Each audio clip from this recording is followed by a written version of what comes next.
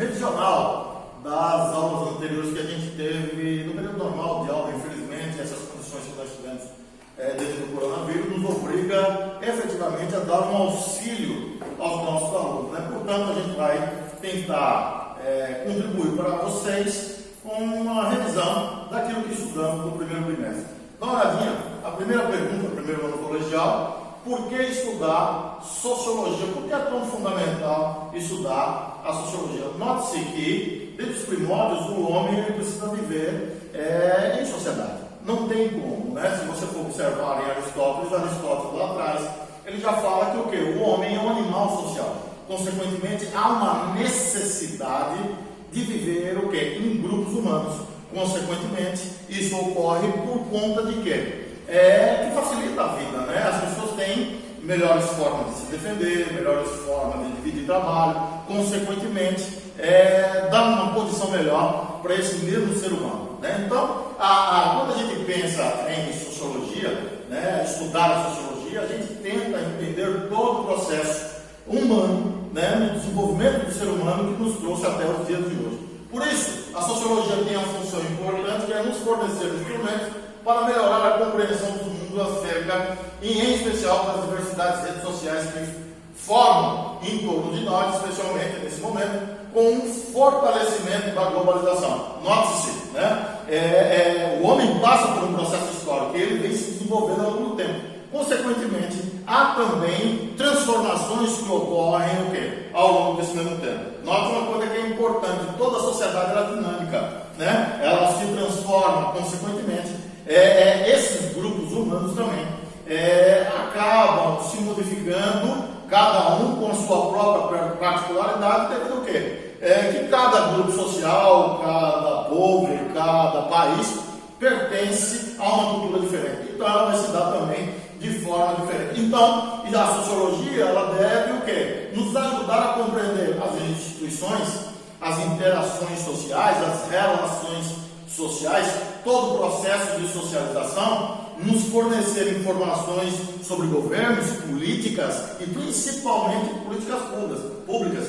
Nesse atual momento você está vendo que o Estado está tendo que intervir muito, tanto na economia, né, como em ações que, de certa forma, contribuam para amenizar o sofrimento da própria população. E a sociologia tem o dever também de estudar isso. Então, entender o funcionamento e as relações sociais e econômicas e políticas da sociedade, isso é um trabalho de quem? Da própria sociologia. A convivência em grupo, consequentemente, é importante.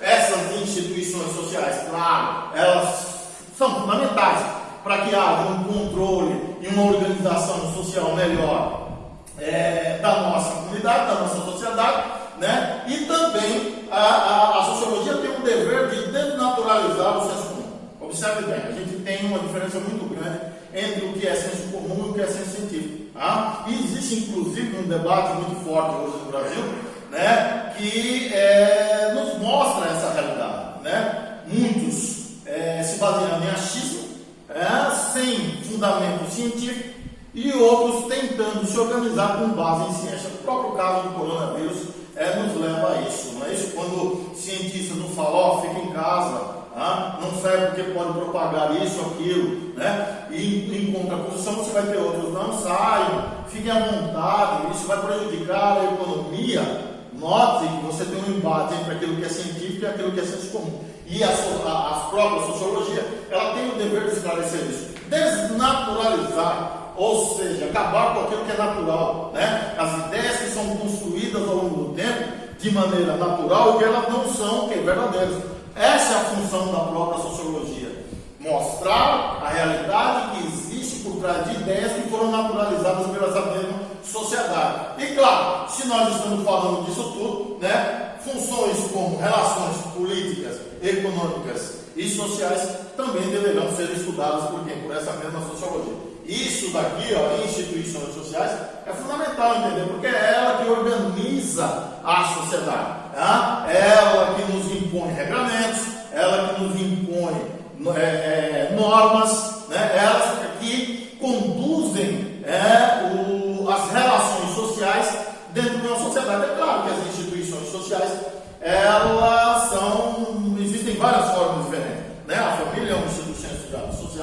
A igreja é uma instituição social, né? Os braços do Estado são instituições sociais. Consequentemente, né, você vai observar que todas elas ajudam a controlar o que é a sociedade, a organizar essa sociedade. Só para lembrar um autor que é fundamental quando a gente fala sobre instituições sociais, que é Michel Foucault, né, onde ele mostra efetivamente qual é o grau do controle que essas instituições exercem sobre o comportamento dos indivíduos. Por isso é tão fundamental que nós estudarmos a própria sociologia. Note que a sociologia é uma ciência nova. Se nós formos observar, ela tem aproximadamente, aí, chutando alto, 150 anos, né? 160 anos. Então, frente à matemática, à física, à química, à própria história, meu Deus do céu, a sociologia é um bebê, não é isso? Mas observe que ela vai ter uma importância fundamental, principalmente a partir do século XIX. Observe bem uma coisa que a gente tem que entender: como a sociologia nasce. Tá? Ela nasce dentro de grandes transformações sociais que ocorrem principalmente no século XVIII e no século XIX.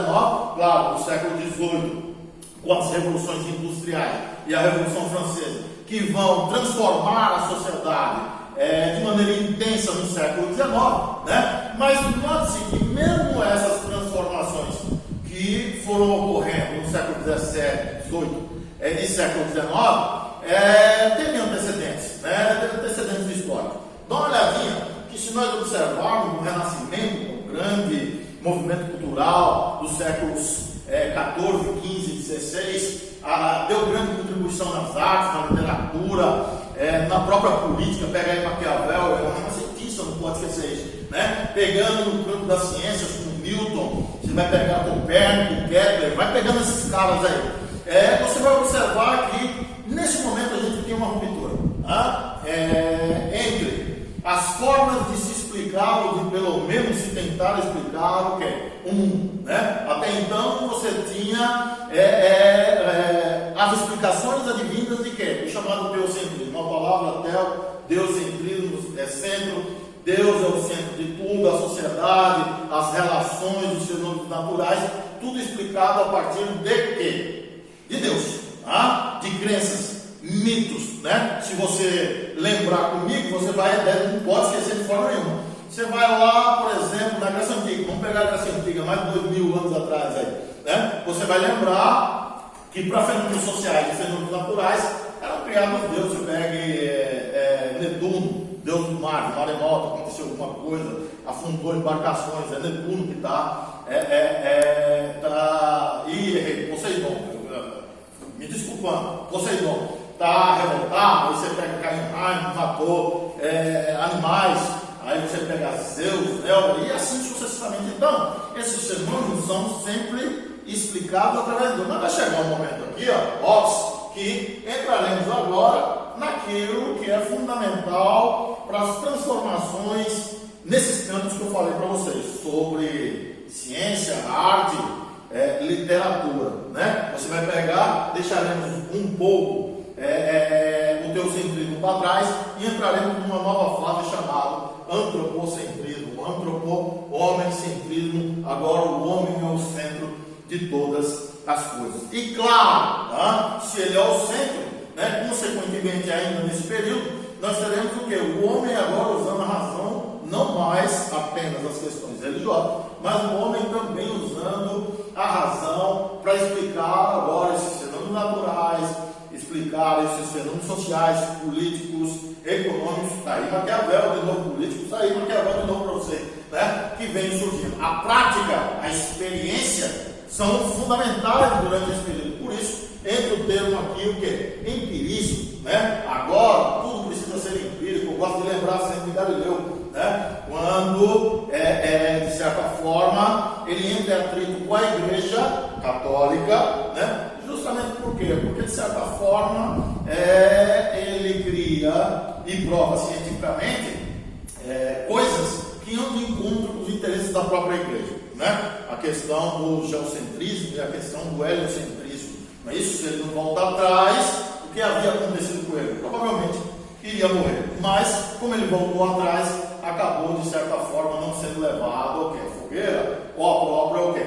Forca, né? Note-se que uma coisa que é importante também lembrar, temos o renascimento cultural, o advento de quem? Do antropocentrismo, o empirismo, mas note uma coisa que é fundamental, né? O iluminismo, já no século XVII e século XVIII, estou aparecendo mais influenciado. Por quê? Pelo renascimento cultural. Né? Não podemos esquecer nomes, grandes nomes do iluminismo. Você pega Jean-Jacques Rousseau, você pega Montesquieu, Diderot, né? Esses caras, eles vão trazer luz daquilo que, de certa forma, até então vivia na escuridão. Aqui também vai ter o choque entre o quê? Entre razão e também religião. Há uma contraposição. E por que, professor, eu estou buscando lá no passado longínquo, né? Por que eu estou buscando essas características? Porque tanto o Renascimento que influencia o Iluminismo, né?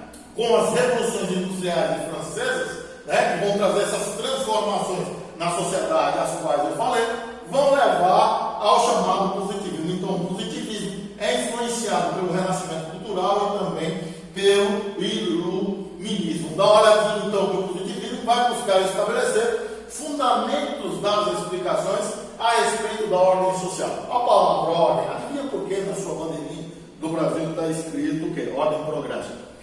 Porque justamente, principalmente militares que proclamaram a República em 1889, foram muito influenciados pelo pensamento positivista. Que legalzinho aqui, você não pode esquecer. Por isso, garantir a ordem social para que se tenha o devido progresso é fundamental dentro desse positivismo, estabelecer então essas explicações e buscar entender como as relações sociais se dão dentro de uma sociedade ou de um grupo social, né? Então, o positivismo, um dos fundadores dele foi quem? Auguste Comte. Fenomenal. Fenomenal por quê? Porque é o precursor, não é isso? Claro, você teve Herbert Spencer, positivistas, você teve o próprio Comte, você teve Durkheim, grandes nomes do positivismo, né? Você não pode esquecer, mas o Comte, ele vai ser importante por quê? Porque ele é aquele que vai dar o quê?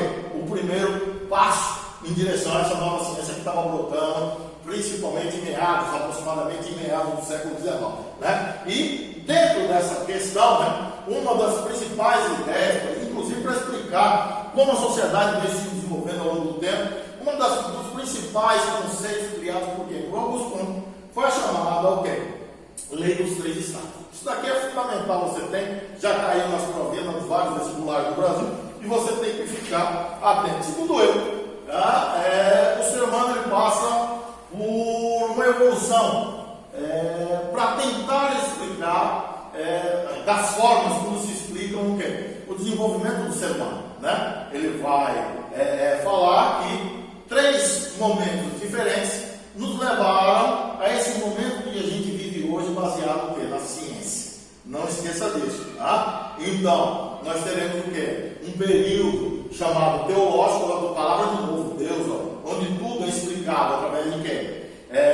De Deus, né? Você tem um período chamado metafísico, que vem logo após o teológico, que tudo é explicado com base em quê?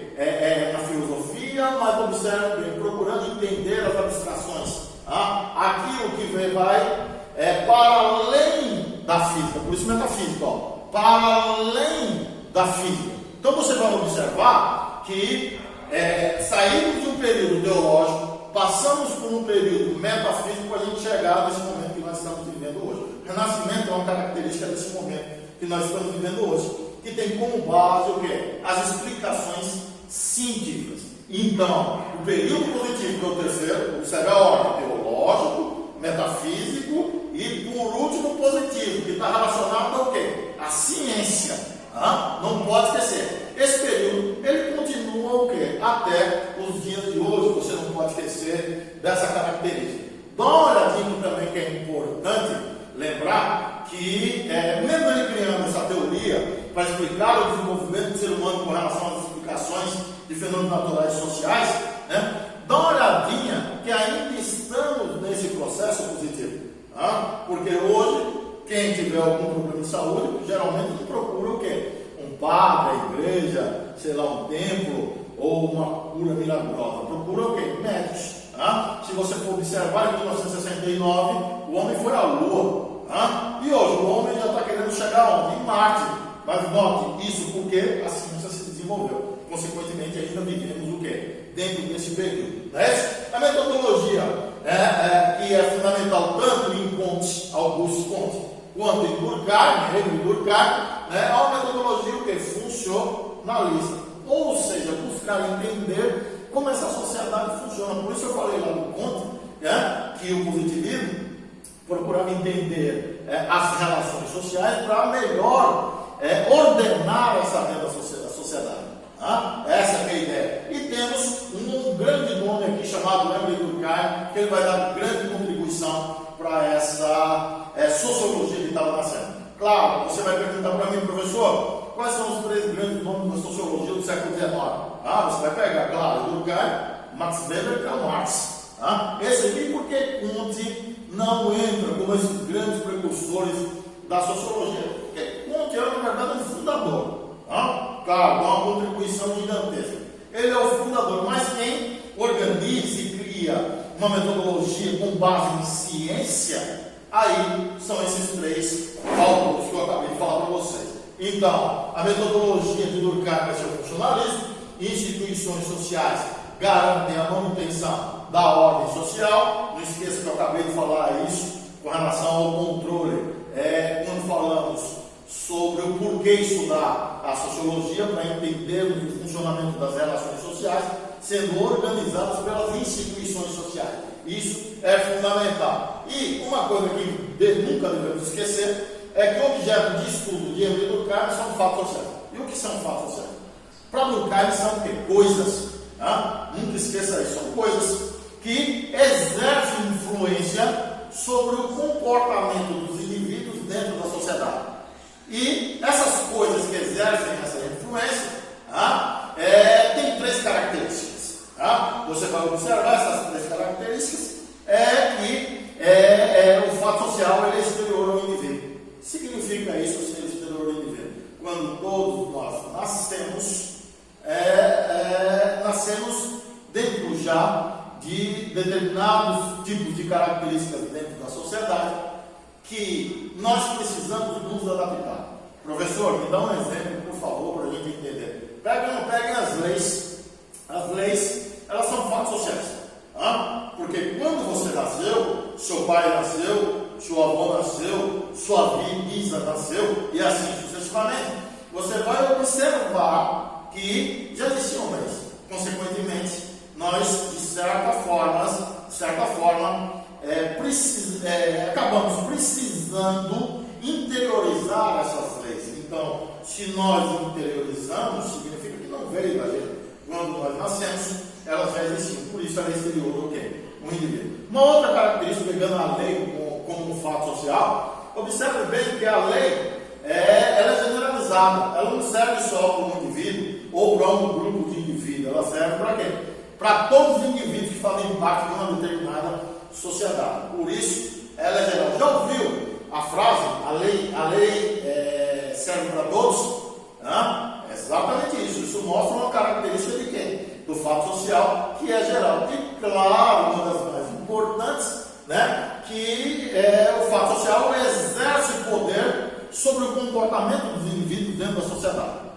Observe que ninguém faz, ou pelo menos não devia, fazer algo que não esteja de acordo com o quê? Com a lei. Significa dizer o quê? Que a lei ela nos ajuda a conduzir o nosso comportamento dentro dessa sociedade. Se ela faz isso, é porque ela tem poder sobre nós. Se ela tem poder sobre nós, ela tem uma das características dos fatos sociais. A família é outro fato social, o desemprego é outro fato social. Você vai observar que todas elas fazem parte de quê? De qualquer sociedade. Lembre de uma coisa importante, isso daqui é um dos conceitos mais importantes de Durkheim, não é isso? Não? Que é o conceito de divisão do trabalho social, interdependência social, coesão social, consciência coletiva e harmonia. Se você for observar e analisar de maneira sintética, uma está relacionada ao quê? A outra. Segundo o próprio Durkheim, baseado, por exemplo, na própria biologia, nas ciências naturais, segundo o próprio Durkheim, ele vai entender a sociedade como se fosse um grande organismo. Observe que no meu corpo, cada órgão do meu corpo ele tem uma funcionalidade. Tá? Aqui, ó, funcionalismo. Aqui, não pode esquecer, tem uma funcionalidade. Um serve para uma coisa, o outro e assim sucessivamente. Mas observe que para o meu corpo continuar em pé, todos têm que desenvolver bem as suas o quê? Funções. Cada órgão do meu corpo deve o quê? Funcionar bem. Então, o que eu quero chamar a atenção de vocês? Dentro da sociedade para Durkheim, seria a mesma coisa. Tá? Observe que essas relações dentro da sociedade de interdependência, porque meu corpo só fica em pé porque eu dependo, um órgão depende do outro para manter esse corpo em pé. Essa interdependência dentro da sociedade está baseada justamente na divisão social do trabalho. Note que cada um faz um tipo de trabalho dentro da sociedade. Cada um tem uma profissão. Cada um exerce uma função dentro dessa sociedade. Mas note-se, quando você tem determinadas funções deixando de funcionar dentro da sociedade, essa sociedade ela pode se tornar o que? Patológica. Ela pode passar o que? A ter problemas, né? Consequentemente, por quê? Porque como um organismo tem alguma coisa que não está funcionando. Consequentemente, isso vai trazer problemas para a sociedade. Vamos pegar, por exemplo, recentemente no Ceará, nós tivemos um problema de greve da Polícia Militar. Você vai observar que a Polícia Militar parou de trabalhar no Ceará, em 10 dias morreram mais de 200 pessoas assassinadas. Tá? Note-se por conta de que isso vai levar à anomia. Observe bem, mas isso a gente fala já. Né? Isso por conta de quê? Porque um determinado grupo que desenvolve uma função dentro da sociedade não estava realizando o que? A sua função. Isso tornou essa sociedade o quê? Patológica. Não pode esquecer. Então a divisão social do trabalho é fundamental, porque cada um faz um determinado tipo de trabalho, né? E cada um vai depender um do outro. Por isso a palavra interdependência social. Essa camisa não foi eu que fiz, mas eu preciso usar. Essa bota não foi eu que fiz, mas eu preciso usar. Eu estou dando aula para vocês e vocês precisam o quê? Assistir, mas eu também preciso de vocês. Significa que na hora que a gente avalia a sociedade, todos nós dependemos do quê? Uns dos outros. Pega o caminhoneiro, já dei esse exemplo. Quando o caminhoneiro para, Ave Maria, para o país todo, pega os médicos, os advogados, os professores e assim sucessivamente. Cada um depende. E cara, essa interdependência social leva àquilo chamado que de coesão social. A isso o Durkheim chama de cola social. Porque essa interdependência é que vai levar a essa união entre os indivíduos que fazem parte da sociedade. E claro, se nós observarmos também dentro da sociedade, note-se que temos alguns comportamentos muito semelhantes, valores, questões éticas, religião, comportamentos. E se isso acaba chegando à maior parte da sociedade, podemos entender que devido a isso nós temos uma consciência coletiva além daquela consciência individual. A isso também Durkheim chama atenção devido a esse comportamento similar que existe entre os indivíduos. Dá uma olhadinha, aqui é importante, e por isso quando eu falei sobre o Ceará e a greve dos policiais militares, o conceito de anomia dele é fundamental para nós entendermos as sociedades quando elas passam a ter momentos de desregulação. Quando os indivíduos eles passam a não acreditarem mais em determinados valores, em leis, em determinados pensamentos éticos, geralmente essa sociedade ela passa a ter determinados tipos de problemas. Por exemplo, eu não acredito mais na lei. Agora eu vou começar a roubar, matar. E isso ultrapassa um determinado nível dentro da sociedade. Essa sociedade ela se torna o quê? Anônima. Por isso eu citei o quê? O Ceará. Você não pode esquecer do Ceará, quando eu falei sobre a polícia militar. Quando a polícia militar resolveu fazer justamente aquela greve, você vai observar que as pessoas passaram a achar o quê? Que agora poderiam fazer qualquer coisa que quisessem. Por quê? Porque não teria aquele que representava, não teriam mais nas ruas aquele que representava o quê? A lei, que era a polícia militar, que representa quem? O Estado, e o Estado representa a sociedade. Consequentemente, você teve um aumento gigantesco no nível de criminalidade no Ceará. Como eu disse para você, mais de 200 assassinatos em 10 dias. Resultado disso, devido ao quê? A perda dessa crença nessas normas, nessas regras que ajudam o quê? A organizar essa mesma sociedade. Então, observe bem que essa é só fundamental. E um conceito também fundamental de Hermínio Durkheim, não pode esquecer, é o conceito do quê? De suicídio.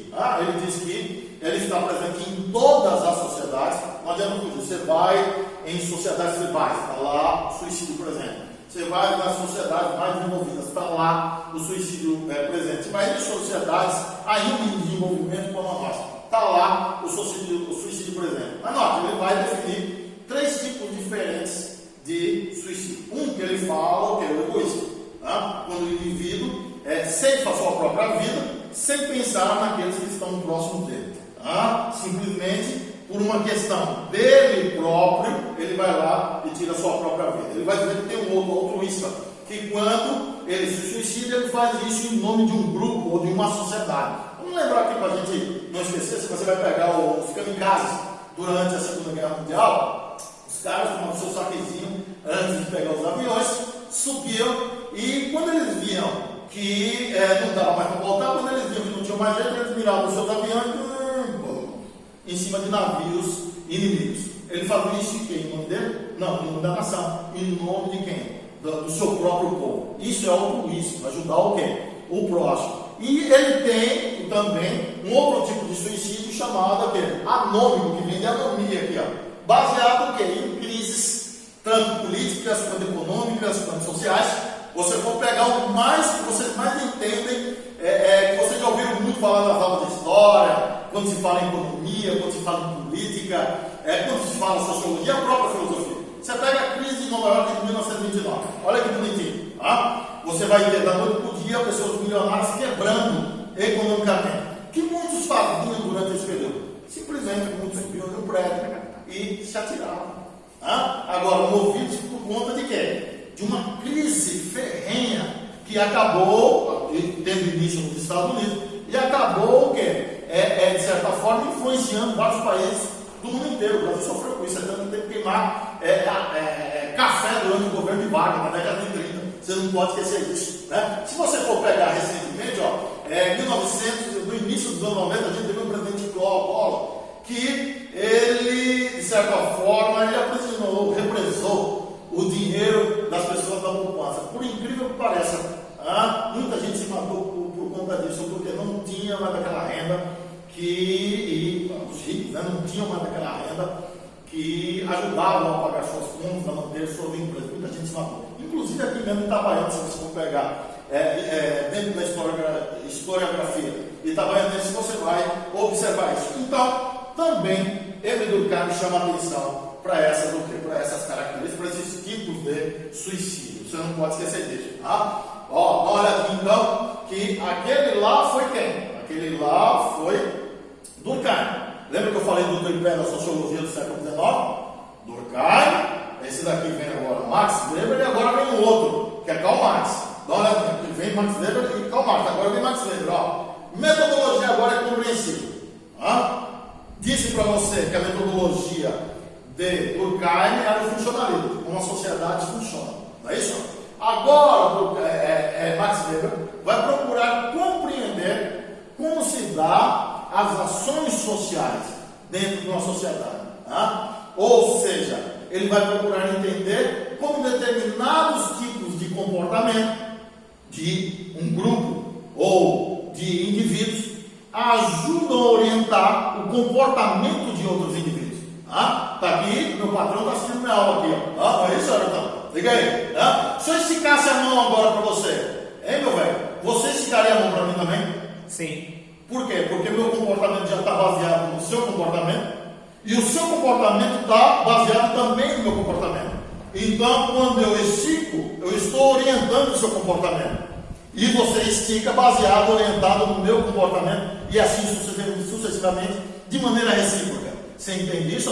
Note que o tempo todo estamos reproduzindo comportamentos dentro da sociedade já existentes. E a isso, nosso querido Max Weber ele vai chamar de quê? De ação social. Então, a metodologia de Max Weber é progressiva para tentar compreender como se dão essas relações sociais, essas ações sociais dentro dessa sociedade. E quais são os conceitos básicos do nosso querido Max Weber? Note que ele dá 4 tipos puros, né, de ações sociais. Ele vai dizer que existe uma ação social racional, referente a fins, quando o indivíduo ele tem um determinado tipo de comportamento que ele busca atingir um objetivo. Ele tem uma outra ação social racional, referente a valores, quando o nosso comportamento é conduzido por determinados valores já existentes dentro da sociedade, né? Ele vai ter também uma ação social. Note que essa não é racional, tá? Eu disse que a ação social racional referente a fins, tá? E a ação social racional referente a valores tem um componente aí básico, que é a questão da racionalidade, tá? Tudo é feito com base no uso da razão. Só que essas duas que eu vou falar agora não envolvem o que? Razão. Elas estão relacionadas a outros contextos. Por exemplo, a ação social afetiva. Quando o homem age de acordo com o quê? Com sentimentos. E nós todos sabemos que quando nós agimos baseado em sentimentos, em emoções, geralmente a gente não faz aquilo que é certo. Por isso, ele chama atenção para isso. Vou dar um exemplo básico disso para você entender. Eu vou ao estádio de futebol, no Maracanã, tem um jogaço Fla-Flu, e o que acaba acontecendo? Na hora da saída, essas torcidas, elas se encontram e começam a se quebrar na pancada. Pergunto para você, eles estão agindo racionalmente? Não. Eles estão se deixando levar através de quê? De questões afetivas, emocionais, de amor ao quê? Ao próprio clube. Perceba que isso não é um tipo de comportamento o quê? Racional, por isso eles chamam de afetivo. E aqueles tipos de ações sociais, que é a quarta, que está relacionada ao quê? A tradições. Note, meu querido, que nós temos comportamentos dentro da sociedade que são definidos por aspectos culturais que envolvem o quê? Tradições dentro da sociedade. Um exemplo disso, no dia da Páscoa, por exemplo, todo mundo dá chocolatezinho para todo mundo, isso é o dia de Páscoa. No Natal, a família toda está reunida, são tradições, né? No dia dos namorados, vocês estão aonde? Só para lembrar, não esqueça disso. Geralmente, essas tradições conduzem também nossos comportamentos, consequentemente. É um tipo de relação, de ação social que envolve o quê? Tradição. Beleza? A isso ele chama de quê? De 4 tipos puros que são fundamentais, que nos ajudam a esse tipo de condução dentro da sociedade. Devendo lembrar também, isso daqui é fundamental, já caiu em Enem isso aqui. Então fique esperto disso aqui. No seu livro, tem uma obra fundamental, né? Ele vai chamar a atenção para quê? Para as relações de poder. Né? Como é que se dão as relações de poder dentro de uma sociedade? No livro A Política como Vocação. Não esqueça disso, um texto maravilhoso que ele dá uma aula no século XIX na universidade onde ele lecionava. Né? Dá uma olhadinha, na política com vocação ele vai procurar entender as relações de poder. E ele vai dizer o seguinte, mais ou menos isso, não diria para vocês que é esses líderes, mas mais ou menos isso. Ele vai dizer o seguinte, quando um indivíduo ou um grupo de indivíduos impõe a sua vontade a um indivíduo ou a um outro grupo de indivíduos, e esse indivíduo ou outro grupo de indivíduos aceita essa imposição, iniciam-se o quê? As relações de poder. E claro, se nós estamos falando de relações de poder, é claro que nós estamos falando sobre o quê? Dominação, né? E dominação, sinônimo de quê? De poder. E ele vai chamar a atenção para 3 tipos de dominação. Ele vai dizer que existe uma dominação legal, uma carismática e uma outra tradicional. Professor, legal, baseado em quê? Em leis, não pode esquecer isso. Observe bem que todos nós dentro da sociedade estamos submetidos ao quê? Às leis. Isso significa o quê? Muitos agentes, por exemplo, do Estado, que representa o quê? A sociedade, exerce um poder baseado na lei sobre os indivíduos da sociedade. Pega aí os policiais. O policial ele pode fazer uma abordagem de verificação se eu tenho passagem pela polícia, se eu estou devendo alguma coisa para a lei. Tudo isso tem que ter base legal. Consequentemente, esse tipo de poder, esse tipo de dominação está relacionado à dominação legal, a qual nosso querido Max Weber se refere. Temos uma dominação carismática, entendendo que se dá, claro, o nome já fala, através do carisma. Você tem vários líderes ao longo da história que acabam exercendo um poder, uma influência muito grande sobre os seus países, sobre a sua sociedade. Vamos pegar Hitler, por exemplo, um carismático, um dominador carismático, de maneira extremamente negativa, levou o mundo a 60, 70 milhões de mortos durante a Segunda Guerra Mundial. Mas você vai observar que a população alemã não era totalmente, mas grande parte da população alemã acreditava que ele era a grande liderança nacional, que conduziria a Alemanha ao Terceiro Reich, que talvez tivesse até poderes de criar milagres, de desenvolver milagres. O grande líder, por isso até ele é chamado de Führer. Se você for observar, note-se que a população o amava, ou grande parte da população o amava. Consequentemente, isso está relacionado a uma questão de carisma. Claro, eu citei aqui Hitler, mas eu poderia chamar a atenção de vocês para Martin Luther King, nos Estados Unidos, na luta pelos direitos civis dos negros. Eu poderia citar Mahatma Gandhi, que acabou acabando com a colonização inglesa na Índia. Eu poderia citar Nelson Mandela. Lembro disso, Nelson Mandela acabou com o apartheid na África do Sul e visto no mundo inteiro como uma grande liderança, que nos inspira, inclusive, contra a luta contra os regimes racistas que ainda insistem em prevalecer no mundo que vivemos, ainda estamos no terceiro milênio. Mas isso ainda acontece, Mas note-se, todos eles vistos como grandes lideranças, amados pelo seu povo, consequentemente, uma liderança carismática. E, por último, quando a gente fala sobre o último tipo de dominação, que é a tradicional, são aqueles tipos de dominação que têm relação com determinados aspectos culturais da sociedade. Geralmente eu pego as monarquias, a realeza inglesa, por exemplo. É uma tradicional, uma tradição, que já vem de séculos na Inglaterra. Você tem uma monarquia, e essa monarquia exerce influência sobre quem? A população inglesa. Consequentemente, não política, porque quem manda lá é o primeiro-ministro, mas note que existe uma influência cultural muito forte sobre a população inglesa. Isso está relacionado a uma questão que é tradicional, não pode esquecer isso. Pega o coronelismo, vamos pegar aqui nos 50 brasileiros, que parece o terceiro milênio ainda, isso tem, mas pegue o Brasil, principalmente no final do século XIX e início do século XX, indo mais longe, aqui nós tivemos coronéis aqui na nossa região durante muito tempo. Você note que tinham também aspectos culturais que levam a um aspecto tradicional, resultando nisso num tipo de dominação. Não é isso? Então, fique muito esperto com relação a essas três características, porque isso daqui já veio em provinha também. Não gostaria de esquecer jamais de falar sobre a principal obra do nosso querido Max Weber, que na minha opinião, outros podem ter opiniões diferentes, mas na minha opinião é a ética protestante e o espírito do capitalismo. Olha a palavra protestante, nos leva ao protestantismo. Não pode esquecer que no início do século XVI nós tivemos aqui uma ruptura muito grande entre o indivíduo e a Igreja Católica, Martinho Lutero.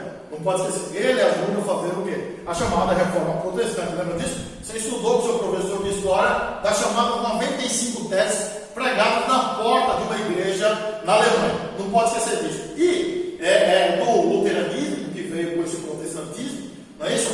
Nós tivemos um outro braço da própria religião protestante que foi surgindo, que foi o calvinismo. Então a gente tem luteranismo, a gente tem calvinismo, a gente tem luteranismo, mas note que Max Weber vai chamar a atenção para uma dessas três religiões, que é o calvinismo. Segundo ele, os calvinistas acabaram influenciando por demasia desenvolvimento do sistema capitalista. Devido ao quê? A formas de pensar, dogmas religiosos, por exemplo, a ideia de trabalho, a ideia de disciplina, a ideia de poupança. Nós não podemos esquecer da ideia de predestinação, ou seja, eu saberei durante o desenvolvimento da minha vida se eu sou um indivíduo predestinado, ou seja, entrar no reino da glória, se eu tiver efetivamente durante a minha vida um bom desenvolvimento econômico. Mas note, para eu alcançar esse bom desenvolvimento econômico, eu deveria ter um determinado comportamento religioso, calvinista, protestante. Resultado disso, esse tipo de pensamento ajudou a racionalizar o desenvolvimento do próprio sistema capitalista. Agora, nós teremos o quê? Nós teremos um desenvolvimento no que diz respeito à racionalização, à organização do próprio sistema. Não pode esquecer que eu preciso organizar o sistema para produzir mais em menor tempo. Nós temos a burocracia. Lembra-se que a gente tem uma mudança muito grande. A Revolução Francesa ajudou nisso, a própria Revolução Industrial também deu grande contribuição. Mas você vai observar que todo esse pensamento calvinista nos levou a uma racionalização, a razão, a utilização do uso da razão. A racionalização também leva ao desencantamento. Por quê? A partir daí, tenta-se explicar a sociedade com base em quê? No uso da razão, mas não mais com base no religioso. Quanto à visão dele sobre o Estado, ele vai dizer que o Estado ele detém o monopólio legítimo do uso da força. Só o Estado pode utilizar a força contra a própria sociedade. E note-se, esse poder do Estado é legitimado pela própria sociedade. Então, quem dá o poder ao Estado de exercer a força contra a própria sociedade é a própria sociedade. E isso serviria, então, de certa forma, para controlar essa sociedade. É por isso que você tem polícia, exército, marinha, aeronáutica, federal, militar, municipal. Note, todos eles braços armados. Para quê? Para ajudar a controlar essa mesma sociedade. Não esquecendo Thomas Hobbes, viu? Leviatã.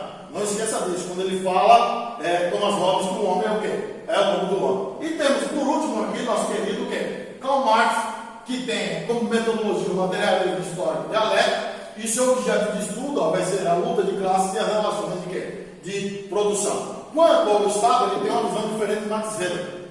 Lembre-se, Max Weber vai falar que é fundamental o Estado com relação à burocracia, a organização, as instituições sociais, o controle social. E Karl Marx ele vai falar sobre o quê? Que o Estado é uma ferramenta de dominação de classe, serve no interesse de quem exerce o poder sobre esse mesmo Estado. E para ele, quem exerceria esse poder é a própria burguesia. Não esqueça da divisão social do trabalho, a DST, lembra que eu falo tanto com vocês? Ele vai dizer que essa divisão social do trabalho leva ao quê? A alienação.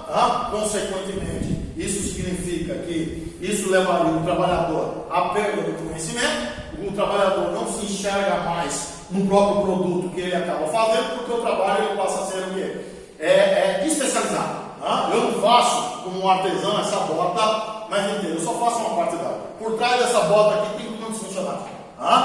Vários funcionários. Antigamente o artesão ele fazia sozinho essa mesma bota. Agora não, ele faz o cadastro, ele faz a palmilha, o outro corta o couro e assim o quê? Sucessivamente. Isso levaria a perda de conhecimento, consequentemente o termo alienação no próprio trabalho. Não esqueça que para Karl Marx a ideologia é ferramenta também de dominação de classe.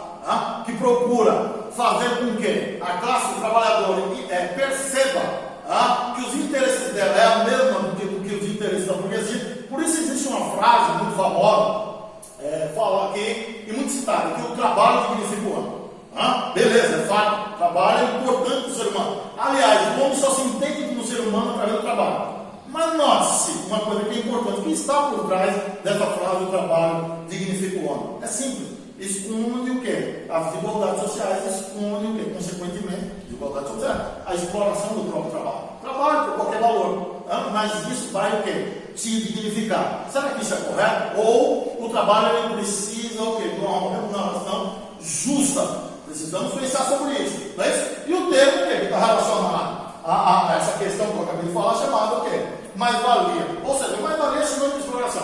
E ele vai falar, espero que você se lembre das nossas aulinhas, ele vai falar sobre mais-valia absoluta e mais-valia relativa. Lembrando que a mais-valia relativa envolve a introdução de máquinas. Tá? Então você tem um período de manufatura, onde o homem trabalha com as mãos, o nome manu, trabalha com as mãos, e tem um outro período, dentro já da Revolução Industrial, que você tem a introdução de quê? De máquinas. O nome disso vai ser o quê? É mais-valia relativa, relacionada à exploração. E claro, para acabar, a questão da religião. Tem uma frase do Karl Marx que ele fala o seguinte: a religião é o ópio do quê?